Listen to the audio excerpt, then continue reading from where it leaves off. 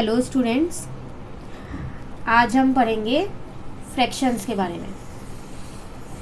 तो फ्रैक्शन क्या होता है? फ्रैक्शन किसी भी एक होल चीज़ का पार्ट होता है। तो अगर मैं आपको एक सिंपल से एग्जांपल से समझाऊं कि फ्रैक्शन होता क्या है, तो चलो मैं एक एग्जांपल लेती हूँ। यहाँ पर मान लेते हैं हमारे पास एक केक है। इसको 4 फ्रेंड्स को शेयर करना है, मतलब 4 फ्रेंड्स एक ही केक में से शेयर करेंगे। तो एक फ्रेंड को केक का कितना हिस्सा मिलेगा? हिस्सा मतलब पार्ट। कितना पार्ट मिलेगा एक फ्रेंड को? तो कितना पार्ट मिलेगा? जब 4 फ्रेंड्स हैं तो आप उस केक का क्या करोगे? 4 पार्ट में उसे डिवाइड करोगे। 1 2 4 3 4 1 2 3 4। तो केक को आप 4 पार्ट में ही तो डिवाइड करोगे। तो एक फ्रेंड को इसका एक ही पार्ट मिलेगा ना, ये वाला पार्ट। ये वाला पार्ट दूसरे फ्रेंड को मिलेगा, ये वाला पार्ट तीसरे फ्रेंड को मिलेगा और ये वाला पार्ट चौथे फ्रेंड को मिलेगा। तो एक फ्रेंड को कितना मिला? 1। और टोटल आपने केक के कितने पार्ट किए थे? 4। तो ये है आपका फ्रैक्शन। मतलब आपको समझ आया? एक फ्रेंड को जब हमने केक के 4 पार्ट किए तो उसको 1 पार्ट मिला। तो इस पूरे केक का एक पार्ट ये रिप्रेजेंट कर रहा है। पार्ट रिप्रेजेंट कर रहा है ना, उसको बोलते हैं फ्रैक्शन। तो अगर मैं इसकी एक सिंपल सी डेफिनेशन आपको बोलूं तो इसकी डेफिनेशन क्या है? A fraction represent a part of a whole. A fraction represent a part of a whole. इस पूरे होल का एक पार्ट जो रिप्रेजेंट कर रहा है उसको बोलते हैं फ्रैक्शन। ठीक है। अब आप देखो, ये आपके पास लिखा है 1/4। तो ये जो 1 है, लाइन के जो ऊपर लिखा है, इसको बोलते हैं न्यूमरेटर। और जो ये 4 है, लाइन के जो नीचे लिखा है, इसको बोलते हैं डिनोमिनेटर। तो मतलब फ्रैक्शन किस फॉर्म में होता है? न्यूमरेटर अपॉन डिनोमिनेटर की फॉर्म में होता है। ठीक है। तो आप किसी भी चीज़ का फ्रैक्शन बहुत इजीली निकाल सकते हो। अब जैसे मैं आपको एक और एग्जांपल देती हूँ। यहाँ पर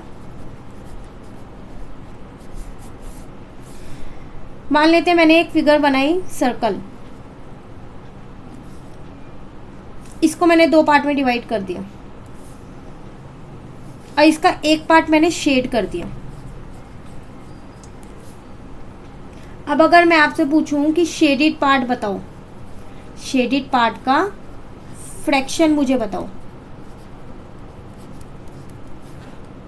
तो कितना आएगा? एक ही पार्ट आपने शेड किया है ना, तो ऊपर आएगा 1। टोटल कितने पार्ट है सर्कल में? 2 पार्ट है, तो नीचे आएगा 2। यह है आपका शेडेड पार्ट का फ्रैक्शन। सिमिलरली अगर मैं आपसे पूछूं अनशेडेड पार्ट का फ्रैक्शन बताओ, तो लिखेंगे अनशेडेड पार्ट का फ्रैक्शन कैसे लिखेंगे? कितना पार्ट है जो अनशेड है? एक ही पार्ट है।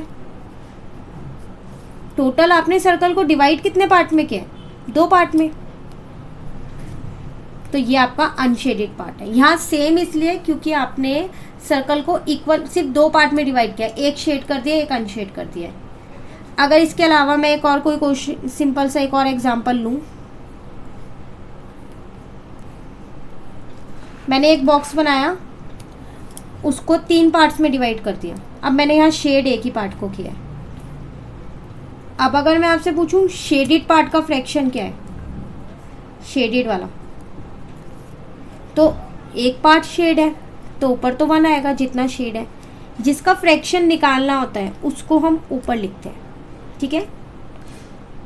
टोटल कितने पार्ट्स हैं? 1 2 3, 3 नीचे आ गए। ये था हमारा शेडेड पार्ट। अब अगर अनशेडेड की बात करें तो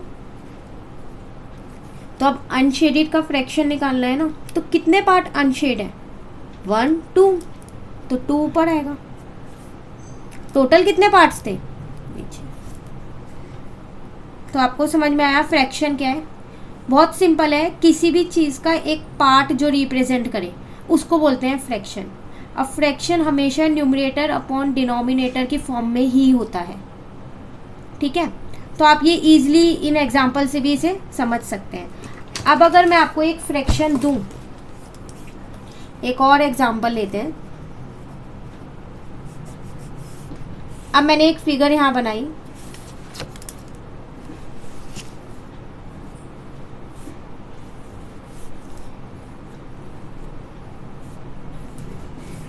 इसको मैंने डिवाइड कर दिया। कितने पार्ट्स में डिवाइड किया है? 1 2 3 4 5 6 7 8, ठीक है।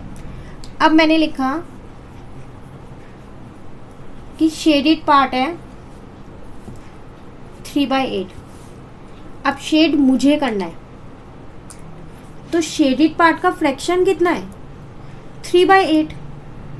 तो कितने पार्ट शेड होने चाहिए? जितना ऊपर लिखा हुआ है। तो 1 2 3 मैंने शेड कर दी। ये ऐसा ज़रूरी नहीं है कि आप लाइन से ही शेड करो, आप कोई से भी 3 बॉक्स शेड कर सकते हो। तो ये आपका शेडेड पार्ट अगर फ्रैक्शन लिख के दे तो भी आप इजीली उन्हें शेड कर सकते हो, और अगर शेड करके दे तो आप इजीली उनका फ्रैक्शन लिख सकते हो, ठीक है। तो फ्रैक्शन आपको समझ में आ गया। किसी भी एक होल चीज़ का जो पार्ट होता है तो फ्रैक्शन वो रिप्रेजेंट करता है, ठीक है। अब इसके कुछ टाइप्स होते हैं।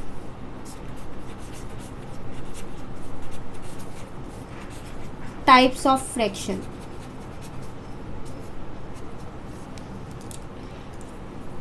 फर्स्ट है जैसे आपके पास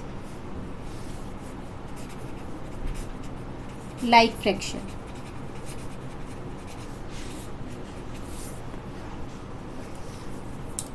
लाइक फ्रैक्शन क्या होता है? वो फ्रैक्शन जिसके डिनोमिनेटर सेम होते हैं।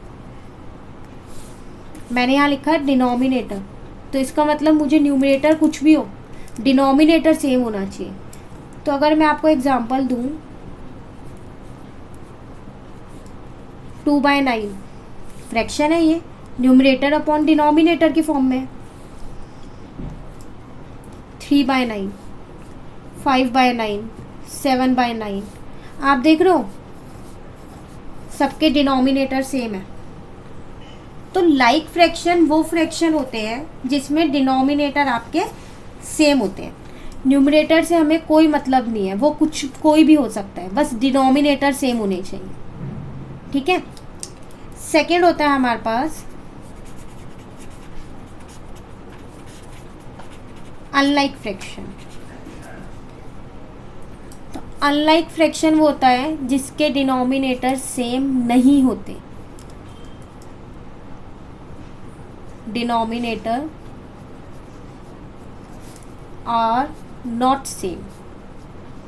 ये मैं बहुत शॉर्ट में लिख रही हूँ इनकी डिफाइन, ताकि आपको इजीली समझ आ जाए और याद रहे, ठीक है। अगर मैं एक एग्जांपल लूँ यहाँ पर, 2/4,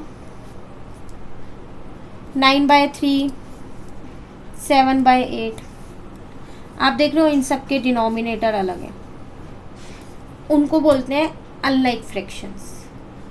तो लाइक फ्रैक्शन कौन से थे? जिनके डिनोमिनेटर सेम होते हैं। और अनलाइक फ्रैक्शन कौन से होते हैं? जिनके डिनोमिनेटर सेम नहीं होते, ठीक है। थर्ड है आपके पास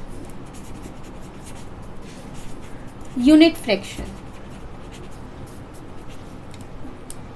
यूनिट फ्रैक्शन वो होता है जिसका न्यूमरेटर 1 होता है। अब देखो मैंने यहाँ न्यूमरेटर लिखा है, तो मुझे डिनोमिनेटर से कोई मतलब नहीं है, वो कुछ भी हो सकता है, न्यूमरेटर 1 होना चाहिए। एग्जाम्पल अगर हम यहाँ पर लें 1/4, 1/8, 1/10, 1/9, कुछ भी, बस न्यूमरेटर क्या होना चाहिए, 1 होना चाहिए। ठीक है। नेक्स्ट है हमारे पास प्रॉपर फ्रैक्शन।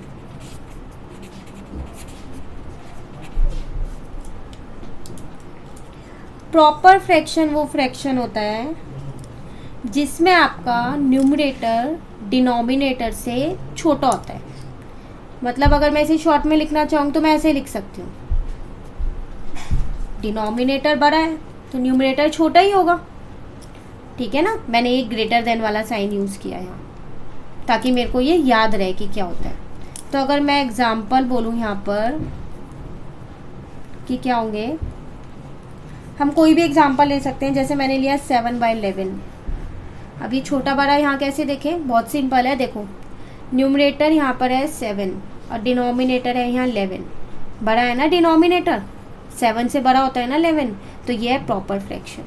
आप कोई सा भी एग्जाम्पल ले सकते हो, 2/4 ले लो, बस न्यूमरेटर छोटा होना चाहिए डिनोमिनेटर से।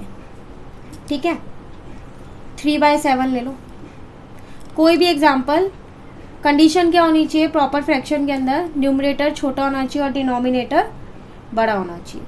ठीक है, तो ये शॉर्टकट है याद रखने का कि इसको ऐसे लिख लें। नेक्स्ट है आपके पास 5th फ्रैक्शन है आपके पास इम्प्रॉपर फ्रैक्शन। ठीक है, इम्प्रॉपर फ्रैक्शन क्या होता है, जिसमें न्यूमरेटर बड़ा होता है और डिनोमिनेटर छोटा होता है।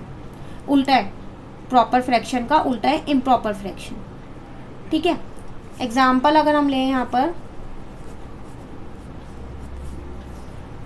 4/2, डिनोमिनेटर बड़ा है, न्यूमरेटर छोटा है।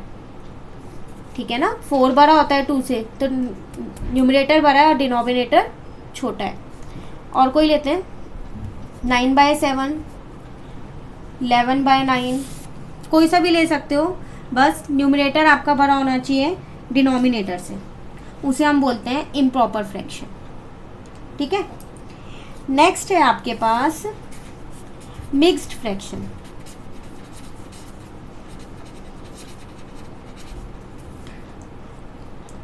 मिक्स्ड फ्रैक्शन वो फ्रैक्शन होता है जो दो चीज़ रिप्रेजेंट करता है, एक होल, किसी भी चीज़ का एक होल पूरा, और एक पार्ट जो रिप्रेजेंट करे। जैसे एग्जाम्पल से समझते हैं, ज़्यादा अच्छे से क्लियर होगा उससे। मैंने लिखा 1 2/3, ये पूरा एक ही है, एक ही फ्रैक्शन है ये। तो आप देखो 1 ये होल है, किसी चीज़ का पूरा पार्ट, और ये 2/3 ये किसी चीज़ का पूरी चीज़ बता रखी है, और ये 2/3 तो ये इसका पार्ट। ठीक है, मैं आपको इसका एक एग्जांपल दूँ, बहुत सिंपल सा। जैसे मैंने अभी आपको पीछे एक केक का एग्जांपल दिया था। ठीक है, अब मैं आपको एक और एग्जांपल देती हूँ, केक का ही देती हूँ। मान लेते हैं हमारे पास 2 केक हैं, मैं ये केक बना रही हूँ ऐसे, आप इन्हें केक मानना। ठीक है, अब मैं आपको अपना एग्जांपल देती हूँ। मुझे ये एक केक तो पूरा मिलेगा खाने के लिए, तो ये रहा वो 1, ये पूरा मिलेगा।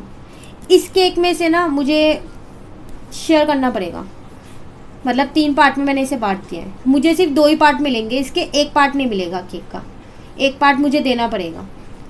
तो 2 पार्ट मुझे मिल रहे हैं ना, तो 2। और कितने पार्ट में बांटा है ये केक मैंने, 3 पार्ट में। तो अब आपको समझ में आया मिक्स फ्रैक्शन क्या है। एक केक तो मुझे पूरा मिल रहा है, ये केक है, केक 1 केक 2। तो एक केक तो मुझे पूरा मिला ना, तो मैंने यहाँ 1 लिखा। पर दूसरा केक मुझे पूरा नहीं मिला ना, मुझे ये शेयर करना पड़ रहा है। और शेयर कैसे करना पड़ रहा है, इसके 2 पार्ट तो मुझे मिलेंगे, लेकिन जो थर्ड वाला पार्ट है ना वो मुझे किसी को देना है। तो 2 पार्ट मुझे मिले, और टोटल कितने पार्ट किए मैंने उस केक के, 3 पार्ट। तो ये होल और ये पार्ट। समझ आया आपको मिक्स फ्रैक्शन क्या होता है। एक लास्ट रह गया है फ्रैक्शन,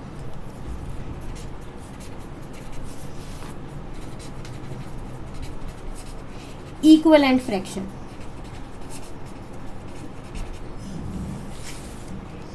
इक्विवेलेंट फ्रैक्शन वो होता है, वो फ्रैक्शन जिनकी वैल्यू सेम हो। जैसे मैं आपको एक एग्जांपल देती हूँ, यहाँ पर फ्रैक्शंस है, एग्जांपल देती हूँ मैं आपको, एग्जांपल से समझाती हूँ क्या है। मेरे पास एक फ्रैक्शन है 2/4, ठीक है।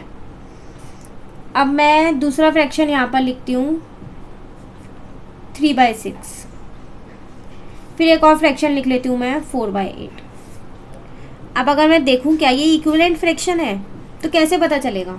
मैंने अभी यहाँ लिखा है बहुत छोटा सा एक कि सेम वैल्यू होनी चाहिए।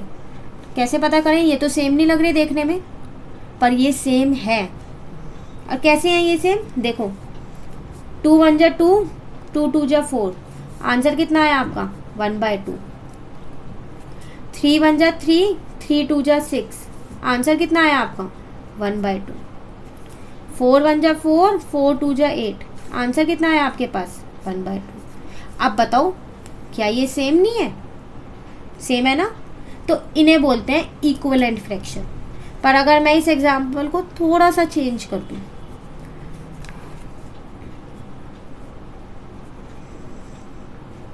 अब देखें क्या ये सेम है या नहीं है। 2 1 जा 2, 2 2 जा 4, 1/2। 3 1 जा 3, 3 3 जा 9, 1/3। 4 1 जा 4, 4 4 जा 16, 1/4। अब क्या ये सेम है? नहीं, तो ये इक्विवेलेंट फ्रैक्शन नहीं है। तो इक्विवेलेंट फ्रैक्शन अगर हमें देखने हो तो हम ऐसे ही नहीं है बस फ्रैक्शन को देखते ही बता दें है या नहीं है। जैसे आप इसे देखते ही बता दोगे ये प्रॉपर है या इम्प्रॉपर है, क्योंकि अगर आपको ये कंडीशन याद है तो आप इजीली बता सकते हो। पर इक्विवेलेंट फ्रैक्शंस को हम देखते ही नहीं बता सकते कि ये इक्विवेलेंट है या नहीं है, उनको ऐसे सॉल्व करना पड़ता है। कई बार तो हमें सॉल्व करे मिल जाएंगे तो कोई दिक्कत नहीं है, पर अगर हमारे को सॉल्व करे नहीं मिले तो क्या करेंगे? तब हमें ऐसे चेक करना पड़ता है क्या ये इक्विवेलेंट है या नहीं है, ठीक है।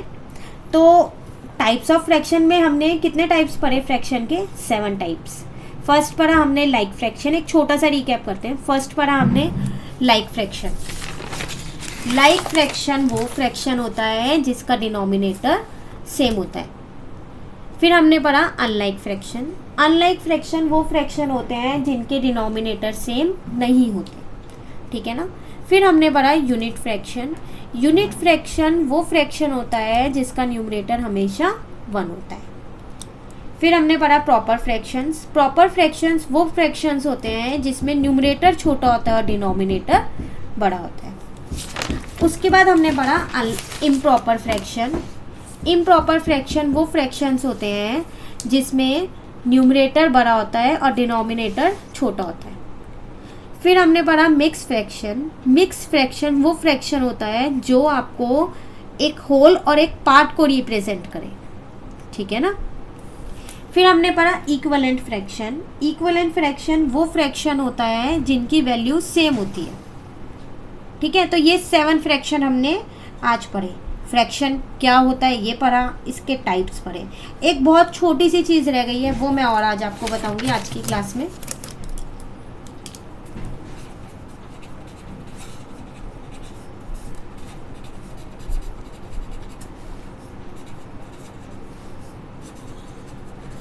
फ्रैक्शन ऑन नंबर लाइन,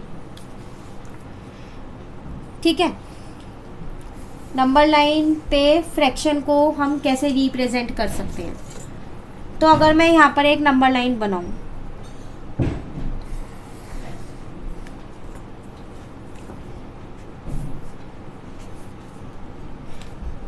इस पे मुझे मान लेते हैं एक एग्जांपल लेते हैं जो हमें इस पे रिप्रेजेंट करना होगा।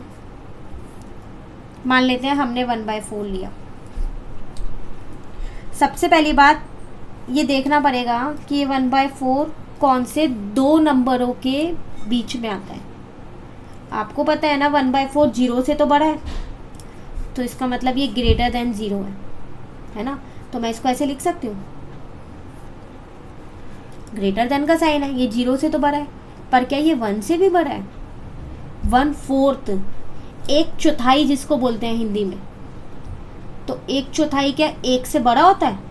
नहीं, तो ये 1 से छोटा है, 0 से बड़ा है ये और 1 से छोटा है ये। तो अब अगर मुझे ये नंबर लाइन पे रिप्रेजेंट करना है तो कैसे करूं? पता चल गया ना, मुझे 0 और 1 के बीच में ही आएगा। तो मान लेते हैं मैंने यहाँ लिया 0, ठीक है। अब मुझे ये रिप्रेजेंट करना है। अब हमें क्या करना है, स्केल की हेल्प से हम इसको इक्वल पार्ट्स में डिवाइड करेंगे। मैं 1 सेंटीमीटर का गैप लेके बता रही हूँ, चलो 2 का ले लेते हैं, ठीक है। 2 का ले रही हूँ मैं डॉट लगा रही हूँ अभी, उसके बाद आपको लाइन खींच के बताऊंगी, ठीक है। मैं 2 सेंटीमीटर का यहाँ गैप ले रही हूँ।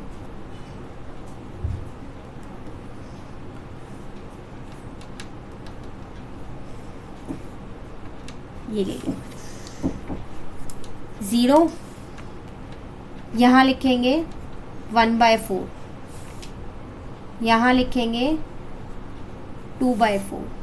आप देख रहे हो मेरे डिनोमिनेटर सेम है, मैं सिर्फ न्यूमरेटर चेंज कर रही हूँ। यहाँ लिखेंगे 3/4 और यहाँ लिखेंगे 4/4। अब अगर मैं इस 4/4 को कट करूँ तो मेरा क्या आंसर आएगा? 1 ही तो आएगा। तो मुझे क्या रिप्रेजेंट करना था फ्रैक्शन पे, नंबर लाइन पे? 1/4 ना, ये रहा 1/4। अब आप खुद देखो, ये 1/4 0 और 1 के बीच में है या नहीं है? ये रहा 0, ये रहा 1, है ना 1/4 इसके बीच में। तो ये है आपका फ्रैक्शन ऑन नंबर लाइन। आप नंबर लाइन पे कोई भी फ्रैक्शन रिप्रेजेंट कर सकते हो, बस आपको ये पता होना चाहिए कि वो फ्रैक्शन किन 2 नंबर के बीच में आएगा, ठीक है। अब अगर मैं आपसे बोलूँ 3/4, तो ऐसा मत कर देना कि 0 के बाद 3/4 से स्टार्ट कर दे नंबर लाइन, नहीं, 1 से शुरू होता है हमेशा ये। तो अगर 3/4 रिप्रेजेंट करना है तो ये है नंबर लाइन, सेम ऐसी बनेगी, बस सर्कल इस पे लगेगा। तो जिन भी 2 नंबर के बीच में आपका फ्रैक्शन आता है वो वहाँ से ऐसे शुरू करनी है आपको ये नंबर लाइन। 1 जो भी आपका डिनोमिनेटर है, डिनोमिनेटर सेम रहेगा, देन 2 3 4 5 6 जो भी है, सो ऑन, नीचे का सेम रहेगा डिनोमिनेटर, ठीक है। तो आज की क्लास में हम इतना ही करेंगे। आज हमने फ्रैक्शन पढ़ा क्या होता है, टाइप्स ऑफ फ्रैक्शन पढ़ा क्या होता है, और फ्रैक्शन ऑन नंबर लाइन पढ़ा। अगर आपको इसमें कोई भी डाउट हो, कोई भी प्रॉब्लम हो, आप मुझसे कमेंट में पूछ सकते हैं। अगर आपको मेरी ये वीडियो पसंद आई तो आप इसे लाइक करना और मेरे चैनल को सब्सक्राइब करना। Thank you.